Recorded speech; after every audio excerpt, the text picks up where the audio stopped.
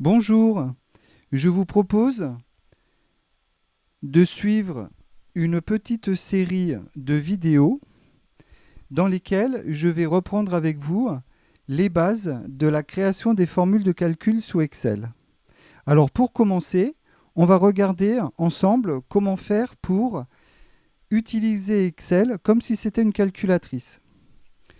Bien entendu, Excel n'est pas fait pour être utilisé comme si c'était une calculatrice, mais occasionnellement, on va pouvoir l'utiliser de cette manière-là, de telle manière à obtenir un résultat rapide. Alors, si par exemple on devait prendre une calculatrice pour effectuer un calcul rapide, par exemple 12 plus 14, on commencerait par taper dans la calculatrice 12 plus 14 et ensuite on appuierait sur la touche égale ou alors sur la touche entrée. Ici, dans Excel, on va commencer par insérer le symbole égal.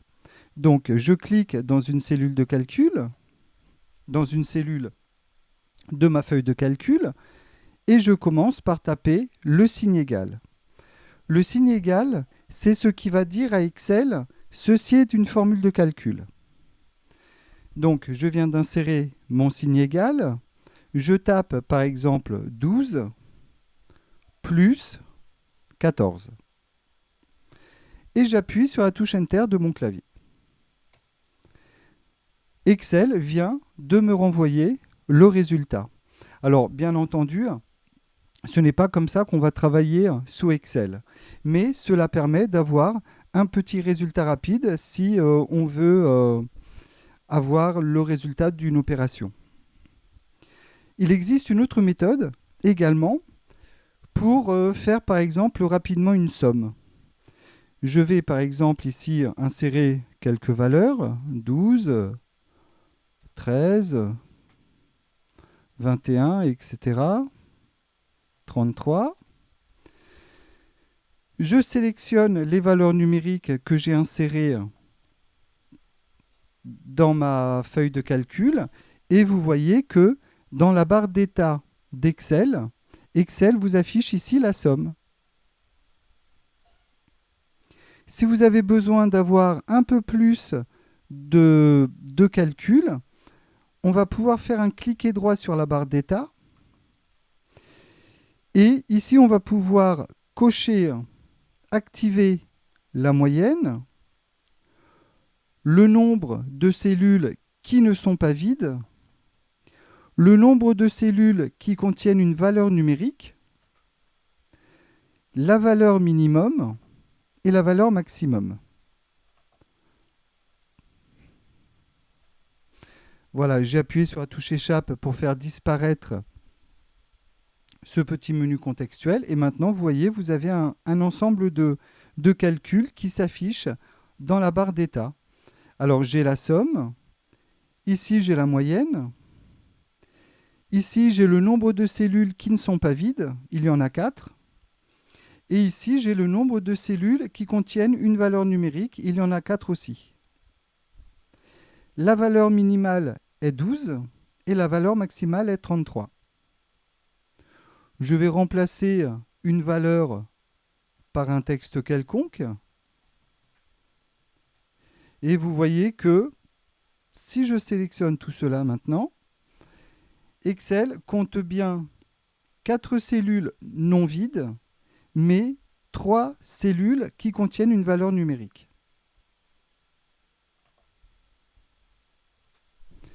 Tout à l'heure, je vous ai dit que les formules de calcul sous Excel commençaient toujours par le signe égal. On peut aussi les faire commencer par le signe plus. Donc ici, je vais cliquer dans une cellule. Je vais faire plus 12 plus 14. J'appuie sur Entrée.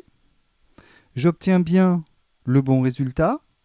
Je fais un double clic dans ma cellule de telle manière à afficher ma formule de calcul. Et vous voyez, c'est Excel qui a remplacé le signe plus par le signe égal.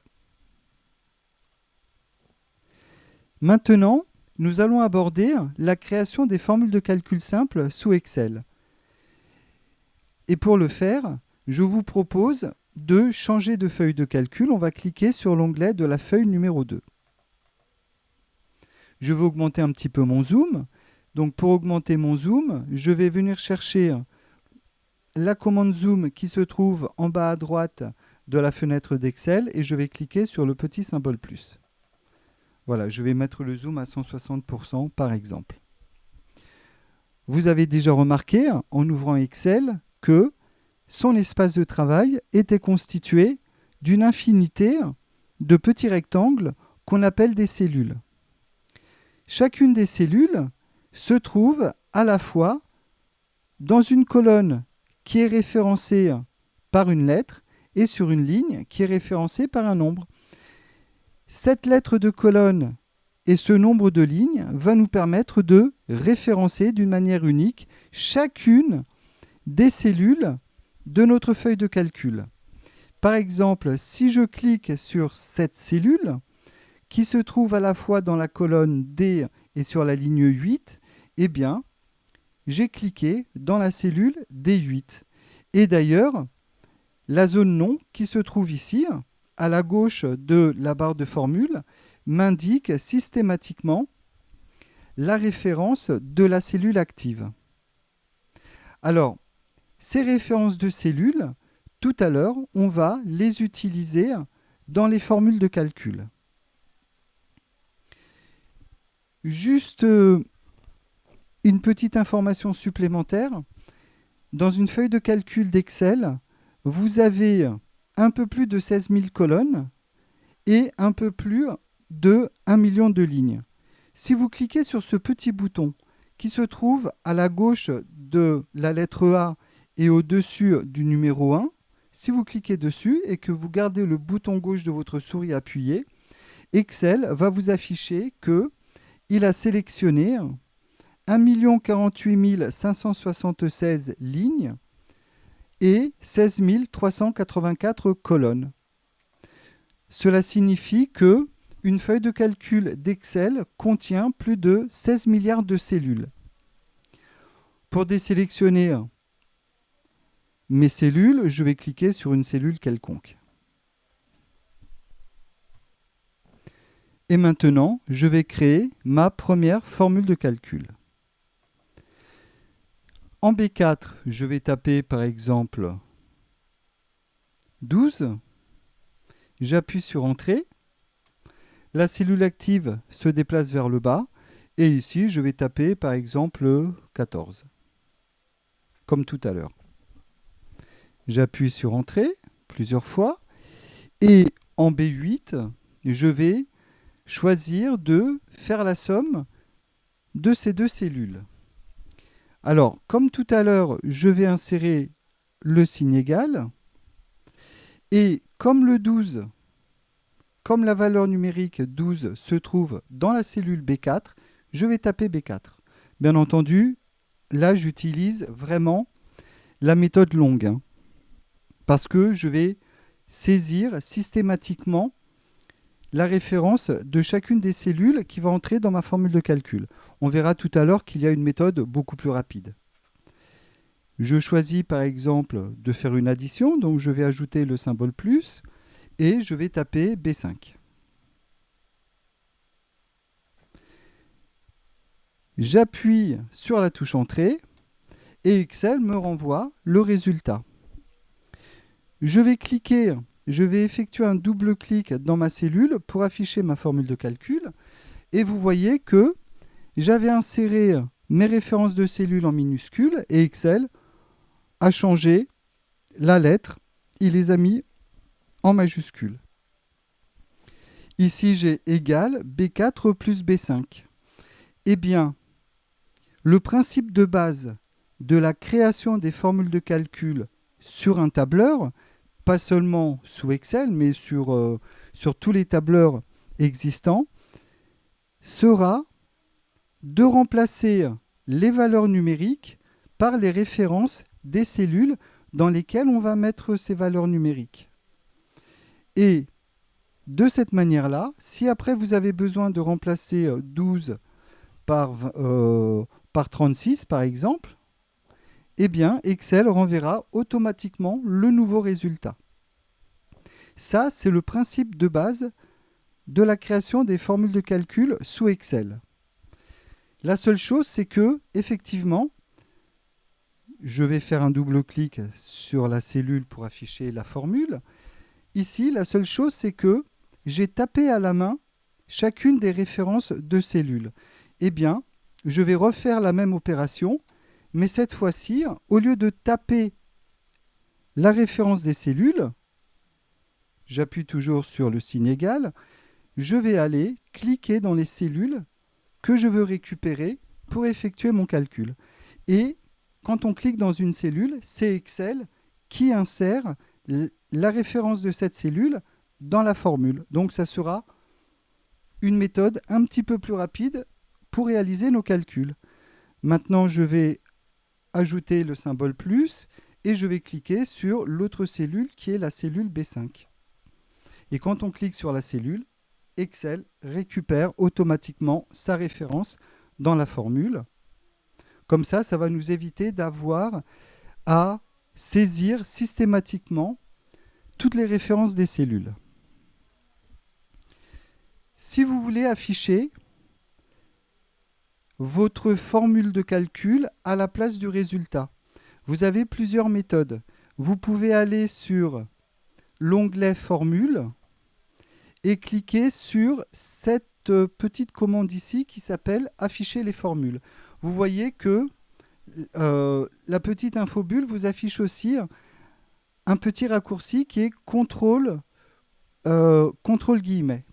Donc si vous cliquez sur Afficher les formules sur la commande, Excel va afficher les formules de calcul plutôt que le résultat.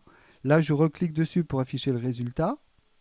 Et maintenant, je vais utiliser la touche contrôle guillemets, qui est en fait la touche 3 du clavier alphanumérique. Voilà. Ça m'a affiché la formule. Maintenant, je vais refaire contrôle guillemets, contrôle 3 du clavier alphanumérique, et ça m'affiche le résultat. Bien entendu, ici, nous avons utilisé l'opérateur arithmétique plus pour faire notre addition, mais nous allons aussi pouvoir travailler avec l'opérateur arithmétique moins, multiplier et diviser. Pour faire une addition, on va utiliser le symbole plus. Pour la soustraction, on pourra utiliser le symbole moins. Alors si j'utilise le symbole moins de mon clavier alphanumérique, je vais en fait utiliser le symbole tiré du 6. Pour la multiplication, je vais utiliser l'astérisque. Et pour la division, je vais utiliser la barre oblique. Ici, je vous ai saisi les 4 opérateurs arithmétiques, le plus, le moins, la multiplication et la division. Alors, si j'appuie sur la touche Entrée, vous voyez, Excel n'est pas content, il m'affiche une petite boîte de dialogue. Donc, je vais cliquer sur OK. C'est parce que, comme j'ai commencé à saisir dans ma cellule avec le symbole plus, pour lui, il essaye de faire une formule de calcul. Or, ici, je voulais juste afficher les opérateurs arithmétiques. Donc, si vous voulez tricher avec Excel, pour ne pas qu'il reconnaisse une formule de calcul comme étant une formule de calcul, il est d'usage d'utiliser, avant la formule, une apostrophe. Donc là, je vais insérer une apostrophe. Je vais appuyer sur Entrée. Comme ça, je vais pouvoir afficher mes opérateurs arithmétiques. On va même les afficher en un petit peu plus grand, en augmentant un petit peu la taille de la police. Alors, il existe encore un opérateur que l'on va utiliser lorsque on va vouloir élever à la puissance. Alors, ce qu'on appelle élever à la puissance, c'est par exemple, ici je vais insérer une petite zone de texte, donc je vais faire insertion, zone de texte, et je vais venir la dessiner par exemple à cet endroit-là. Et dans les outils de dessin, dans l'onglet contextuel qui s'affiche, éventuellement, je vais même m'offrir le luxe de l'afficher d'une manière un petit peu plus jolie. Alors, élevé à la puissance, qu'est-ce que ça signifie? Si par exemple, je voulais faire 2 puissance 4, voilà, je vais taper 2 et 4, je sélectionne mon 4,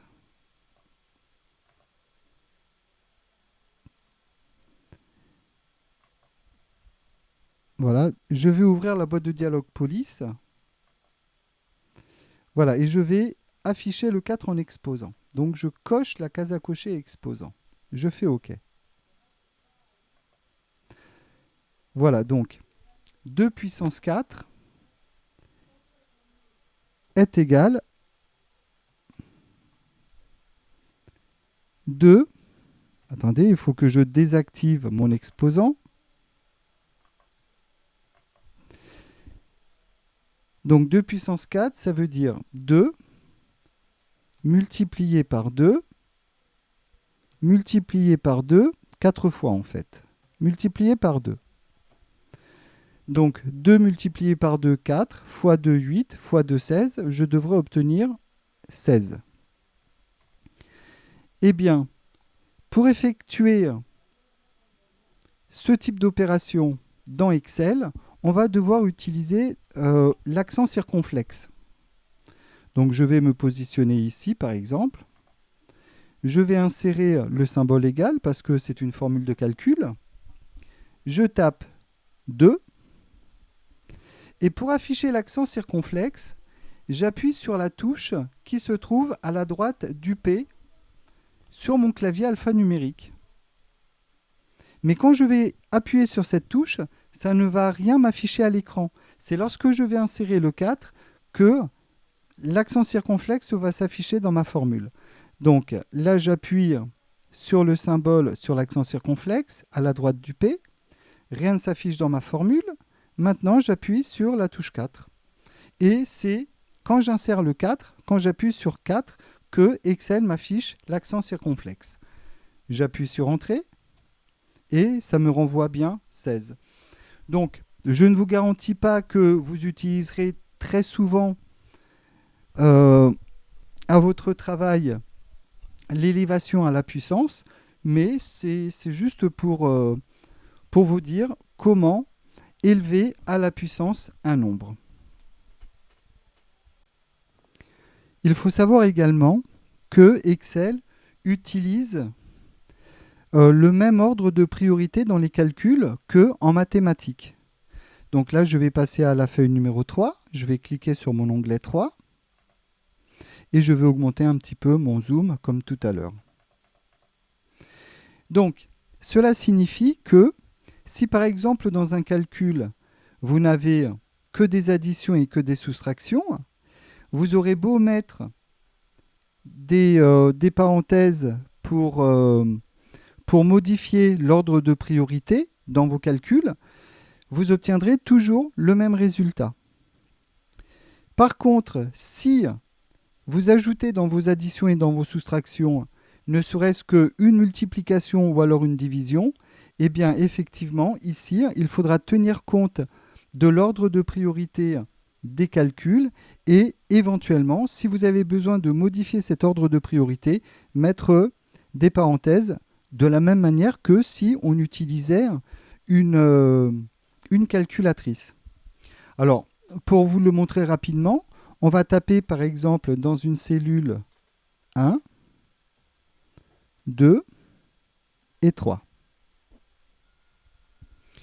Et ici, on va faire par exemple égal, donc cellule C4 qui contient le 1, plus 2 multiplié par 3. Et donc, en mathématiques, on commence toujours par effectuer la multiplication. Donc ici, Excel a multiplié 2 par 3, ça a fait 6. Donc il commence par faire la multiplication. 2 fois 3, 6, plus 1, 7. Ici, on n'a pas eu besoin de mettre de parenthèses. Si par contre, vous voulez que Excel additionne 1 plus 2 avant de multiplier par 3, on va faire l'opération ici. Donc, on va devoir mettre le symbole égal, ouvrir la parenthèse, pour obliger à Excel à d'abord additionner 1 plus 2 avant de multiplier par 3, on va le mettre entre parenthèses. Donc, je viens chercher ici 1 plus 2, je ferme la parenthèse, et maintenant je multiplie par 3. Et là, vous allez voir qu'on va obtenir un résultat différent. Donc, c'était juste pour vous dire que dans vos formules de calcul, il faudra aussi tenir compte de l'ordre de priorité de vos calculs. Et si vous avez besoin de modifier l'ordre de priorité de ces calculs, il faudra faire usage des parenthèses exactement de la même manière que si on utilisait une calculatrice. Je voudrais terminer par une remarque finale. On va regarder à présent comment faire pour copier-coller des formules de calcul. Alors, on va commencer par insérer une nouvelle feuille de calcul. Pour insérer une nouvelle feuille de calcul, on va venir chercher en bas à gauche, là où Excel affiche les onglets des feuilles, là où il y a écrit feuille 1, feuille 2, feuille 3. Donc, dans la version 2010, on va trouver un petit bout d'onglet qui va nous permettre d'insérer une nouvelle feuille. Ici, en faisant un double clic sur ce petit bout d'onglet, j'ai pu insérer la feuille numéro 4. Dans les nouvelles versions d'Excel, vous avez à la place de ce petit onglet un petit symbole plus. Et on va agrandir un petit peu notre zoom. Et, par exemple, en B5, on va taper 1, on appuie sur Entrée, et on tape 2.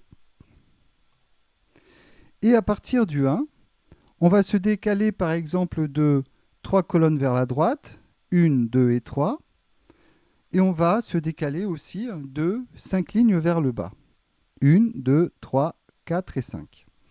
Et ici, on va taper par exemple 15 et 30. Maintenant, on va revenir sur B7 et on va insérer une petite formule de calcul très simple qui va par exemple nous permettre d'additionner les cellules B5 et B6. Donc on va insérer le petit signe égal. On va cliquer sur B5, sur la cellule B5, plus, et on va cliquer sur B6. Et on appuie sur Entrée. Excel nous renvoie bien le bon résultat, qui est 3. Maintenant, je vais copier la cellule où je viens d'insérer ma formule de calcul. Donc, je vais faire CTRL-C et je vais venir en bas, juste en dessous des deux nombres que j'ai insérés dans la colonne E. Je me place en E12 et je fais CTRL-V pour coller. Vous voyez que Excel m'a renvoyé le bon résultat. Cela signifie que quand on va faire des copier-coller de formules de calcul, eh bien, Excel va modifier les références des cellules qui se trouvent dans la formule de calcul de telle manière à ce que ces formules continuent à fonctionner même si on les colle dans d'autres cellules que dans les cellules dans lesquelles on les a créées. Donc, je vais appuyer sur Échappe pour faire disparaître les petits pointillés. Et on va regarder les formules de calcul. Donc, de ces deux cellules, on va faire CTRL-, et on va se déplacer un petit peu la feuille.